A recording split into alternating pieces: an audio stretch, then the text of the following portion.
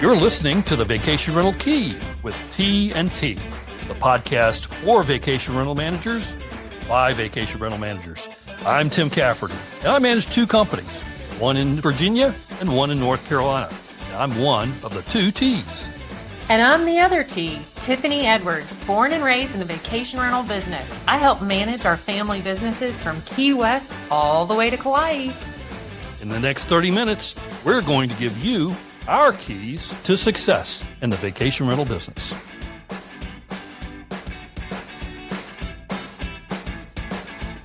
Welcome back, everybody, to the Vacation Rental Key with T&T. Happy summer, Tiffany. Happy summer. We're right in the middle of it. Oh, my goodness. It feels like it's been summer for about a month, but I think the calendar says it just happened this past weekend. So we are into it, and with the summer season, we're at go time for a lot of our folks that are listening out there. You know, the landscape is more competitive than ever. The post-pandemic booking frenzy is settled. Economic headwinds are out there, and they're making travelers more discerning, and supply has increased in many markets. So this means that simply having a property isn't enough. You have to be proactive. You have to be data-driven. You have to have strategies to make sure your summer is as successful as possible. I hope you agree. Absolutely. And whether you're a seasoned veteran in this business or you've just started in a post-pandemic, the information we're going to share today is vital for the summer slowdown. I think a lot of the markets that we're speaking to right now are seeing that slowdown. If you read any of the national trends, that's happening. And so here we are in late June. Is it time to panic? No. We are here to calm your nerves. Don't panic, but you do need to get some stuff going to make sure you have a great summer season. So we've drilled it down to a few points here today. Again, we like to number things and give you takeaways.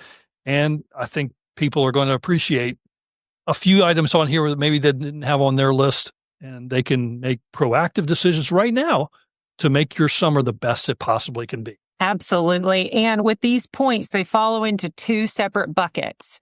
Really focusing, well, three actually, really focusing on revenue and rates, a marketing component, and then overall review of your expenses. So let's just jump right into that rates and revenue. Tim, you mentioned earlier, don't panic.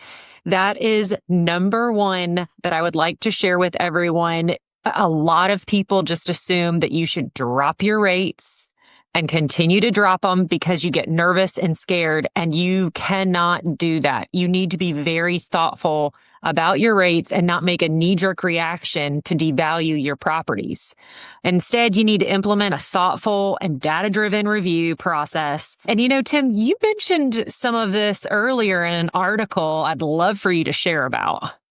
Well, some of you may have noted that one of your co-hosts was mentioned in the New York Times.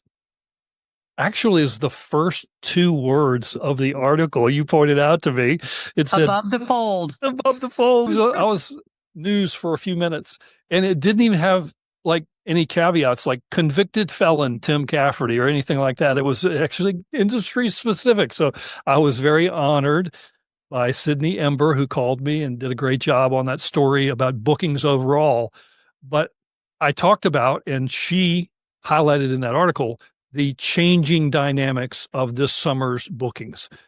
We took some proactive steps here by two companies, but they were thoughtful, back to your point about not panicking, and they were responsive to the trends we picked up on.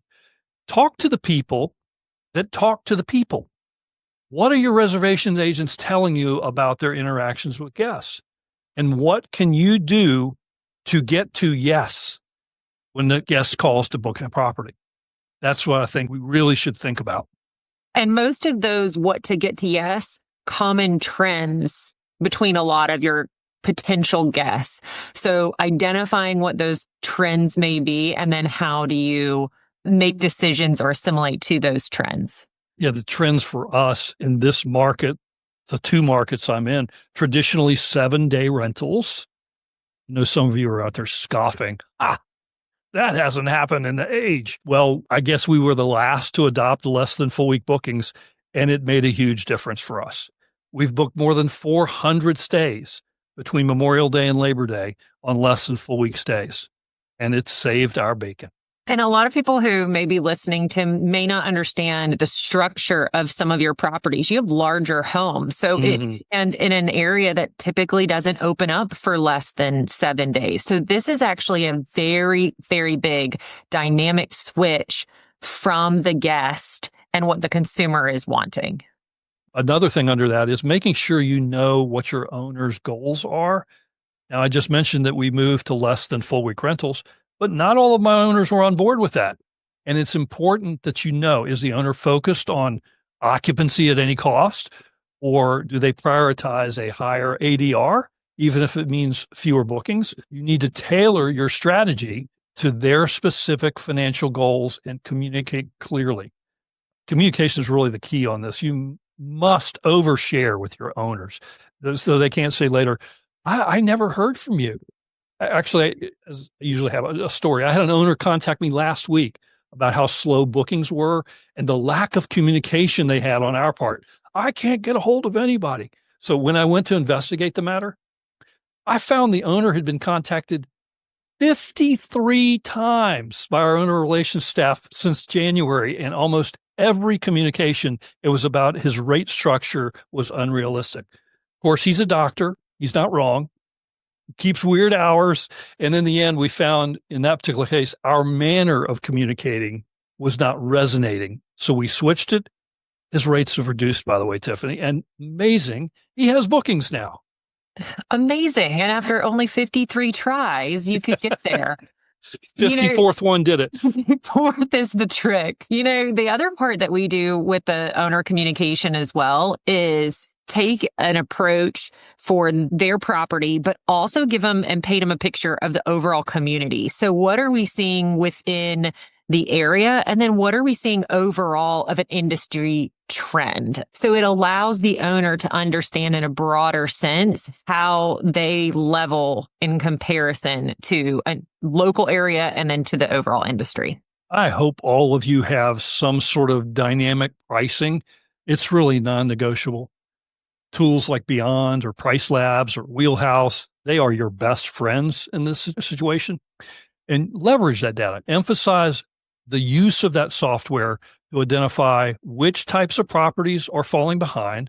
For example, smaller properties might have a bigger issue than properties with a different location, and they might be more flexible to fill those last-minute gaps, while the larger high-value properties might need earlier and more targeted bookings. Yeah. And Tim, that's so important too, because when you segment your properties from the lower bedroom count to the higher, you really have to look at what is your window of when you could get someone back in. So if you're down in occupancy, but it's for some of those 1-2 bedrooms, you do have the opportunity to kind of change those rates and compare them to the area and get those bookings. Whereas those 5 bedrooms, 4 bedrooms, you need to look a little bit more into the weeks to come, months to come, to pick up on some of that occupancy. Back to that software. It's a tool. It's not the final say.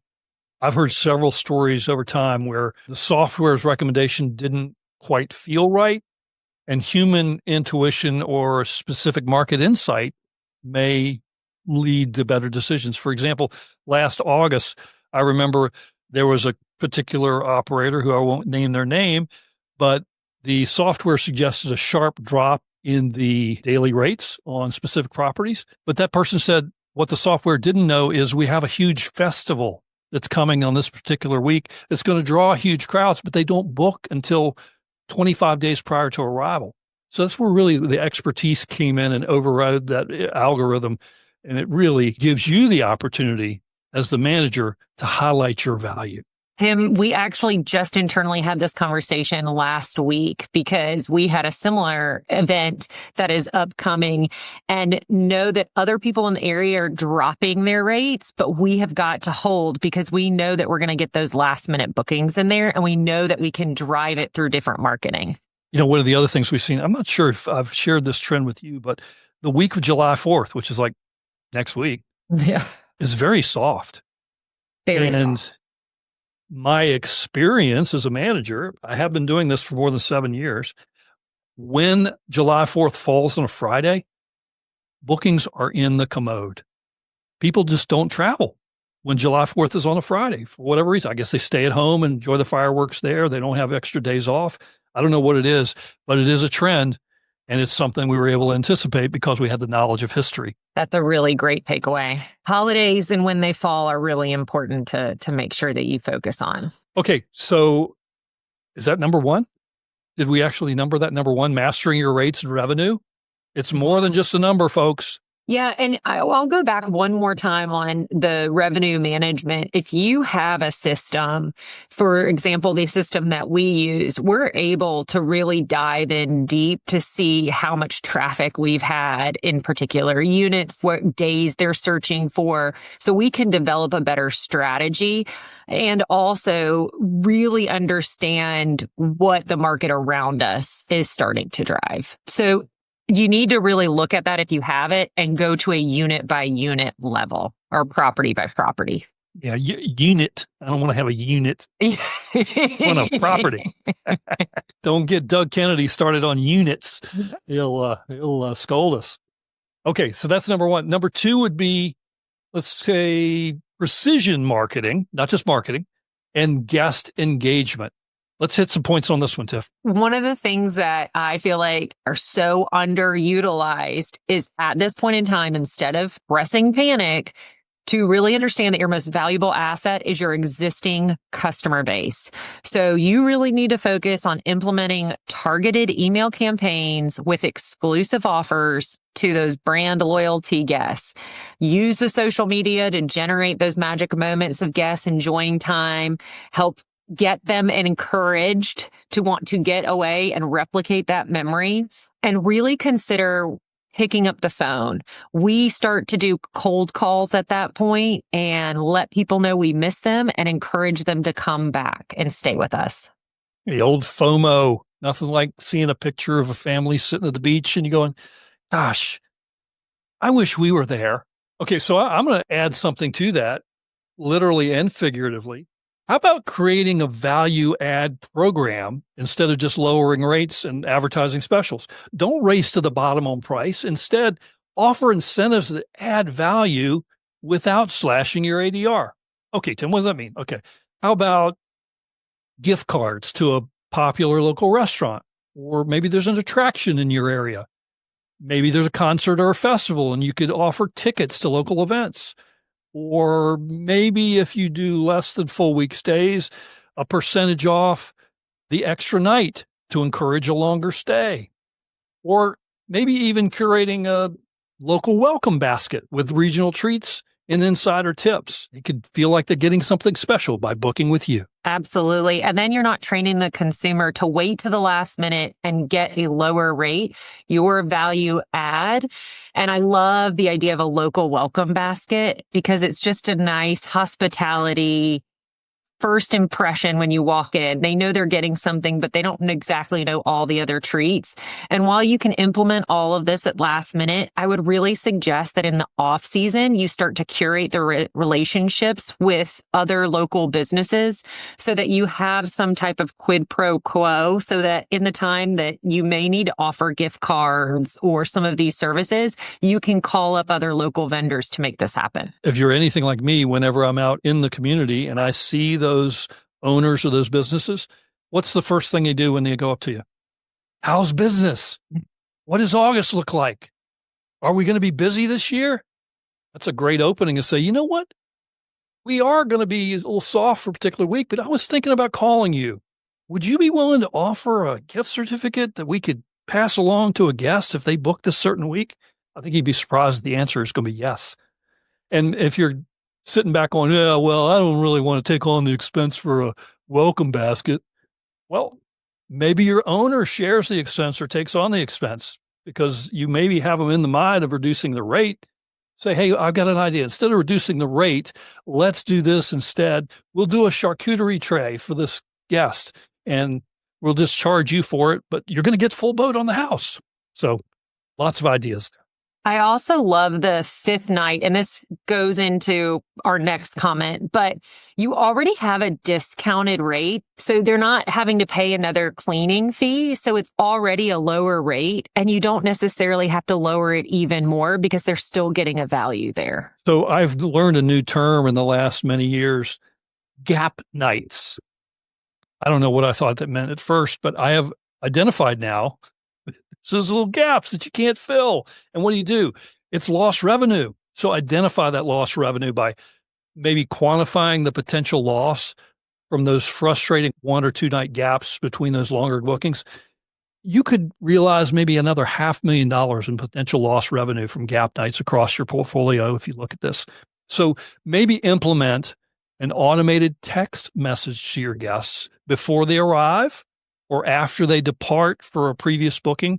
Offer a discounted rate for those specific gap nights to fall into what Tiffany was just saying there. Important caveat, though, is clearly state if a cleaning fee isn't included in the discount gap night to manage those expectations. Ensure those discounted rates are preset within your rate system to make sure it's seamless and you don't look like a blithering idiot when they call and ask about it and the person on the front line doesn't have any idea what they're talking about. That's so important. Underline, highlight, make a note of that. So one of the other marketing strategies that your team needs to be looking at is data-driven marketing through Google Analytics. Any of your Google paid analytics, you need to be reviewing what your Google ad performances are and what search terms are converting. More importantly, what terms are not converting. Take them away and then reevaluate what your ROI is. Why are we paying $5.24 a click for this term? You would be shocked. And this is going to come up later too. This does require some work on your behalf, Mr. or Mrs. company owner. Just set it and forget it. Look for yourself and see what you're doing. So in addition to that, if you use a tool like Beyond Pricing or whatever, use the market data insights into your revenue management software. They often tell you which dates are being searched for the most, but haven't been booked. This is gold, folks. Target your marketing efforts specifically on those weeks or dates. And if you're really a data nerd, you can look and see where the trends are about where people come from at that particular time. I was shocked to find out one of the biggest markets for the Outer Banks at the end of May. Want to take a guess, Tiffany? Ooh. Put me on the spot. I didn't prep you on this. No. You're not going to get it. I'm not going to get it. So I admit failure already. Well, it's more of a surprise. St. Louis, Missouri. Really? How about that? The schools get out in mid-May. And I guess we're the closest East Coast beach. I don't know. But the number of Missouri license plates driving around, it's a little late for that now. But if you can find a trend for the future, seize it. Or use it for the future. Now you know you can target that marketplace, and then you know that you can look to see when their schools are out and start targeting them ahead of time. You know, we did this for our business yesterday where we found this massive uptick in searches for a specific 30-day time frame that historically has not been very high occupancy in the fall. And so we have now targeted that completely in our next round of marketing. Fabulous. Hey, here's another idea. How about following up on leads that didn't close? You get those inquiries and they slip through the cracks, or we like to call it crumbs that fall off the plate. Have a system for picking up those crumbs. Follow up with those potential guests who showed interest, but for whatever reason didn't book. A personalized email or maybe a call with a tailored offer for them can convert those people. And worst case scenario, maybe they book with somebody else and you find out why. Again, good information for the future. Yeah. And Tim, I can't stress enough that personalization. Please don't make it look like a ChatGPT automatic response. Really try to figure out a way to personalize it. Okay. Now on the last of this precision marketing and guest engagement number, it's really in my craw. And I told you a moment ago, as company owners, you need to roll up the sleeves sometimes. And this is where it comes. Optimize your listing presentations. When's the last time you went to your website and looked at the pictures or the descriptions or a third-party website? Professional, high-quality photos are non-negotiable. We know that. You need to update them seasonally or after any upgrades. Consider drone shots. There's nothing worse than seeing a picture of a house with a pool. It's the end of June, and the picture of a pool has a cover on it. Really? Come on, folks. Make sure you go through those descriptions. Have you got compelling, benefit-driven descriptions that highlight the unique amenities of the property, the local experiences, and address those guest needs? Like perfect for remote work, family-friendly features, dog-friendly house. And then go to those OTAs. So Sarah and I famously did a spoof, if you will, on terrible Vrbo listings. When's the last time you looked at those? Just take a few hours and review your images. The listings, particularly on Vrbo and Airbnb, are your headlines relevant? Are the headlines dated? Book by May 20th to get a special. Look at it through the guest's eyes. You'll be surprised. That's all I'll say. Yeah, Tim, that's so important because I think a lot of our reservationists end up looking at our site many times just as a reference, but you don't necessarily go into the OTAs. And so you may even look at it from the Vrbo or Airbnb, but you may be using other OTAs. And the other thing is that look at it on your phone. So many people spend their time researching, looking at their phone and not at a desktop. And you really need to make sure that all those pictures come through consistently on a mobile device as well. And I'll go back even more so when we talked about driving in and dialing in to specific properties, you really need to go to those specific properties that are not doing as well as the year previously. Go and look at all of the different listings that you have and make sure that they're coming across in the way that you intended with, say, all of the amenities and features and great pictures. I had that happen to me earlier this year. There was a property that was lagging. We looked at it on our website. Oh, looks great. And just the blind trust that everything was feeding through properly. One morning, two of us looked at the house on Vrbo. The money shot was the outside shower. What? That's picture number 53. How is that the number one on the rotation? So we had to go back to Vrbo. We got it corrected eventually, but that owner never forgave us for the outside shower being the first picture. Oh, yeah. Well, I'm glad you found that. And that's a note to everyone else out. Yes, indeed. All okay. right. Have we wrapped up number 2? Can we go to number 3? I think we're ready for it. All right. So number 3, we've talked about marketing. We've talked about revenue. Now we've got to talk about how we're cutting expenses. So lean operations and cost management. You need to be doing it all the time, but right now that needs to be a major focus. So first and foremost, right now we're reviewing all of our discretionary spending.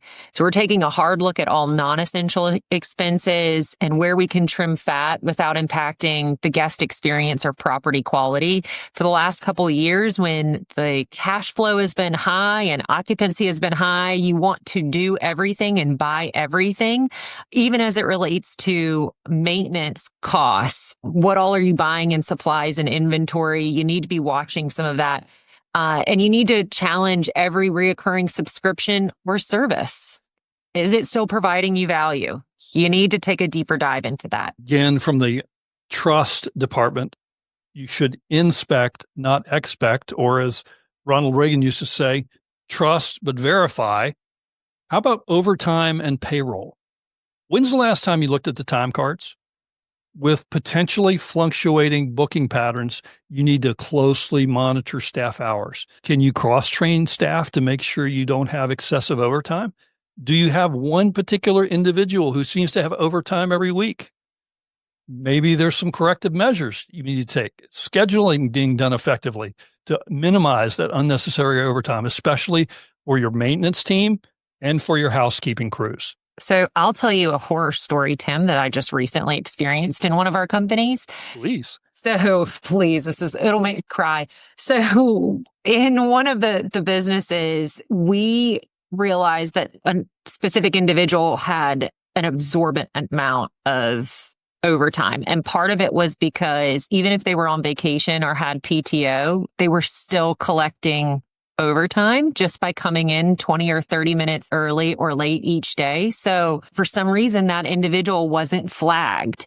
And so that was a significant amount of money that was just a very easy review and course correction. So you really need to dive into those numbers and also remind your employees or your colleagues of what your actual policy is as it relates to some of that overtime, because that will start to get you during this peak season. That's where supervision comes into play as well. I know this next little bullet line item, it could be a podcast onto its own. In fact, it may be a podcast onto its own coming soon, and that's adhering to your budget and then reforecasting. Tiffany, what do you got there? You need to be reviewing your current spending against established budget. One of the things that we're looking at, and I know we mentioned marketing, but calling your database of former guests shouldn't be a cost. You need to be looking at what does your overall marketing budget look like? We're doing that right now. And before, we had put in several sponsorships for local community events that don't necessarily drive a lot of bookings to our area. We're probably going to have to cut some of those and then really reassess what's great for the community and being a community partner, and then what's just because it's a friendship thing and we're giving money out to. You really need to have some discernment there, and you really need to come and look and reevaluate that budget and make the necessary changes. If your revenue projections have shifted, you've got to reforecast your budget for the summer just to ensure that you're remaining profitable for the rest of the year. Yeah, I've had numerous occasions. I think I've mentioned here, we run our company as an open book management company. We do our budgets the year before. It was in the fourth quarter of last year we did our budgets. So I had one of my department heads say, look at what a great job I'm doing on saving money on expenses. I haven't spent all of my money. I've only spent 94% of my budget, and we're almost to the end of the quarter. Like, yeah, but our income is at 64%. You still spent 94%. It's a fail. Oh my God. So there you go. Hey, another one that's a pet peeve of mine is scrutinize those credit card charges. Go line by line through your business credit card statements. Are there unrecognized charges? Are there duplicate payments? Are you getting the best rates from your vendors? Negotiate where you can to make sure you're getting the best price. And I always like to go back to the advice I got from my dear old mother, and that was sign your own checks. That was advice I got from Mom. Of course, that was in a day and time when we signed checks. I still do sign a few checks, but that's the literal portion. But there's also a figurative portion of signing your own checks. Awareness of what you are spending and what you are receiving. If you ignore those auto charges on services that you subscribed to 2 years ago that Tiffany sort of alluded to before, you're writing that check. Whether you realize it or not, that's what you're doing. And so go back through there and go, what is this line item? What is Elm Street Technologies? Does anybody know? Nobody knew. But we were paying them $250 a month for something. So those things happen. And that adds up. I know I had mentioned this earlier, but I really feel like maintenance department, whether you have it in-house or it's contracted, is something that you really have to dive into, especially right now because everyone is driving costs up. So some of these preferred vendors, how much are they increasing in some of their rates that you're getting and having to pay for? Are you the bank for a lot of these owners? Are you getting paid back by some of these owners? And then if you have a maintenance in-house, I'm currently in the middle of this, but reviewing all these receipts, he over purchases and then just puts it in as inventory, but it's not categorized within our system of when we're pulling that inventory back out. And so you really have to review a lot of those receipts and understand what you're purchasing within a given time frame. And are you utilizing it, or do you need to return it and change out your policy for maintenance purchases? I have a new one that's just surfaced in the last few months. We have a few vendors that we use that are outside of the country. And we were getting tariff charges on the goods that we were purchasing from them. And I did a deep dive. I'm like, wait a minute, you're just providing service. You're not providing us a good. There's no tariff on that.